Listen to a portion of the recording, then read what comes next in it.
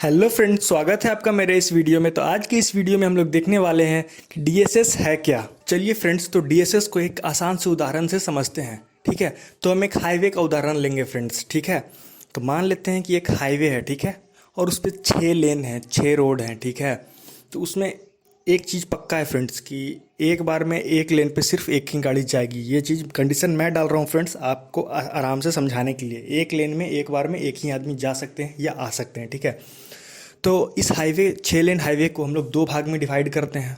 2 लेन दे देते हैं वीआईपी लोगों के लिए, 4 लेन दे देते हैं आम लोगों के लिए। ठीक है, तो हम ये बंटवारा कर दिए हैं फ्रेंड्स, ताकि वीआईपी लोग भी अपने शान से जाएं और आम जनता को भी कोई तकलीफ़ ना हो। ठीक है, तो अब क्या होगा फ्रेंड्स कि हम तो ये कह दिए कि एक बार में एक लेन में सिर्फ एक ही आदमी जा सकता है या आ सकता है। मतलब एक रोड पर एक बार में एक ही आदमी या तो जा सकता है या तो आ सकता है, एक ही गाड़ी, आदमी नहीं गाड़ी।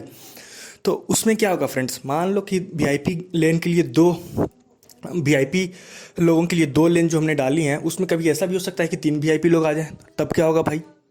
तब तो भाई लाइन लगना पड़ेगा या इंतज़ार करना पड़ेगा कि जब तक वो गाड़ी ना निकल जाए, है ना। तो ये तो दिक्कत वाली बात हो गई ना। ऐसा आम लोगों के साथ भी हो सकता है। हमने 4 लेन डाला है, हो सकता है कि 5 गाड़ियाँ आ जाए।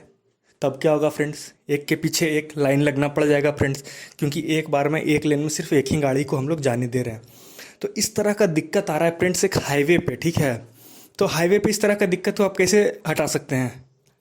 ऐसे हटाया जा सकता है। ठीक है, कि मान लो कि एक आदमी है, वो खड़ा रहेगा। ठीक है, देखेगा कि अरे वीआईपी 2 की जगह 3 लोग आ गए। तो वो क्या करेगा कि पहले आम रोड को देखेगा, जो 4 जनरल रोड हैं उसको देखेगा। अगर उसे दिखेगा कि अरे एक रोड खाली है, तो वो क्या करेगा कि वीआईपी लेन को बढ़ा देगा, 3 वीआईपी लेन उस टाइम कर देगा, ताकि तीनों वीआईपी आराम से निकल जाएं। ठीक है, और अगर कभी वो देखा कि आम लेन में 4 से 5 लोग आ गए हैं और वीआईपी लेन खाली है, तो वो आम लेन को बढ़ा के वीआईपी लेन में थोड़ा घुसा देगा। तो अभी क्या कर देगा, 5 आम लेन कर देगा, एक वीआईपी लेन कर देगा।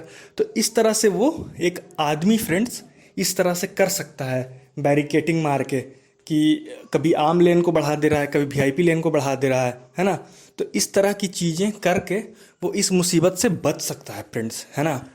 तो यही अंतर होता है फ्रेंड्स एक, कि किसी चीज़ को फिक्स कर देने में या किसी चीज़ को मॉनिटर करते रहने में, मतलब निगरानी करते रहने में और फिक्स कर देने में, यही अंतर है। अगर हम किसी भी चीज़ को फिक्स कर देंगे तो हमें आज न कल परेशानी होगी फ्रेंड्स, और जब परेशानी होगी तो हमें वहाँ जाना पड़ेगा। और अगर हम किसी चीज़ की निगरानी करते रहते हैं तो ये दिक्कत कभी नहीं आएगी फ्रेंड्स। लेकिन दिक्कत ये है कि हमेशा आदमी तो हाईवे पे खड़ा नहीं रहेगा कि निगरानी करते रहेगा भाई कि कितने लोग आ रहे हैं, कितने लोग जा रहे हैं। तो आज का ज़माना है, टेक्नोलॉजी का ज़माना है, सॉफ्टवेयर का ज़माना है, हार्डवेयर का ज़माना है। तो हम क्या करेंगे कि कोई से एक सॉफ्टवेयर लगा देंगे उस हाईवे पे, है ना।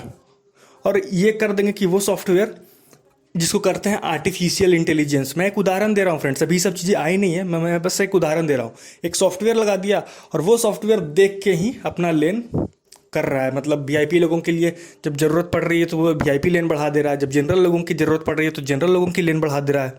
ठीक है, तो इस तरह की चीज़ें वो कर रहा है फ्रेंड्स। ठीक है, तो अब आते हैं फ्रेंड्स, आप समझ गए कि कैसे गाड़ियों को आना जाना आसान कर दे रहा है एक सॉफ्टवेयर जो हमने वहाँ पे लगा दिया है हाईवे पे। तो यही चीज़ फ्रेंड्स टेलीकॉम ऑपरेटर्स भी कर रहे हैं, जिसको कहते हैं डायनेमिक स्पेक्ट्रम शेयरिंग। ये एक इंग्लिश नाम है फ्रेंड्स, नाम में कुछ नहीं रखा है, बस आप काम समझिए, बाकी सब चीज़ें आपको समझ में आ जाएगी। हो क्या रहा है कि देखो, 4G टेक्नोलॉजी अभी हम लोग बहुत बड़े लेवल पर सारे कंपनियों ने डाला है, और अच्छे खासे लॉस से भी जा रहे हैं सब लोग, लॉस की भरपाई कर रहे हैं। अपना अपना जो सरकार को बकाया है वो भी अभी नहीं भर पाए हैं फ्रेंड्स। उसके बाद उन्हें कहा जाता है, या कंपटीशन मार्केट में आ जाता है कि आप 5G लाइए। कंपटीशन के कारण उन्हें 5G लाना पड़ रहा है। तो तुरंत तुरंत इतना पैसा कहाँ से आएगा फ्रेंड्स, है ना। तो कंपनियों ने सोचा कि क्यों ना कुछ जुगाड़ लगाया जाए, वो 4G का ही सारा सामान इस्तेमाल करके 5G क्यों ना इस्तेमाल किया जाए। कंपनियों का ये था फ्रेंड्स कि जुगाड़ लाया जाए। तो ये जो डायनेमिक स्पेक्ट्रम शेयरिंग, ये एक जुगाड़ है फ्रेंड्स। तो इस जुगाड़ में होता क्या है कि जो 4G का हमारा जो सब सामान लगा हुआ है, टावर, वहाँ पे जितने भी इंस्ट्रूमेंट्स लगे हुए होंगे टावर के पास, सब कुछ वैसा ही रहेगा फ्रेंड्स। बैंड भी वही रहेगा 4G का, है ना। सिर्फ सॉफ्टवेयर में अपग्रेडेशन होगा, सिर्फ सॉफ्टवेयर हम लोग बदलेंगे फ्रेंड्स। और वो सॉफ्टवेयर क्या काम करेगा वो बताते हैं फ्रेंड्स। हाईवे का उदाहरण तो आप लोग जानते ही होंगे, हाईवे का जो उदाहरण दिए थे कि कैसे वीआईपी लोगों का के लिए लेन बढ़ा दिया जाता था, जनरल लोगों के लिए लेन बढ़ा दिया जाता था आवश्यकता के अनुसार, ठीक है। तो वही काम ये सॉफ्टवेयर करेगा फ्रेंड्स। और इस टेक्नोलॉजी को कहते हैं फ्रेंड्स डायनेमिक स्पेक्ट्रम शेयरिंग। इसमें क्या होगा समझिए, ठीक है।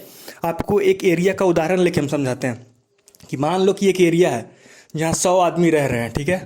तो 100 आदमी में मान लो कि एक हिस्सा 20 आदमी 5G इस्तेमाल करते हैं और 4 हिस्सा 4G इस्तेमाल करते हैं।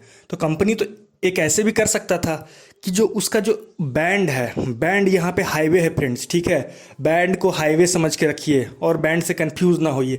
बैंड एक हाईवे, फ्रिक्वेंसी बैंड जो इतना हल्ला उठता है ना कि फ्रिक्वेंसी बैंड उसको आप एक हाईवे मान लीजिए, क्योंकि वो भी हमारे कॉल को जाने के लिए एक रास्ता देता है फ्रेंड्स, ठीक है।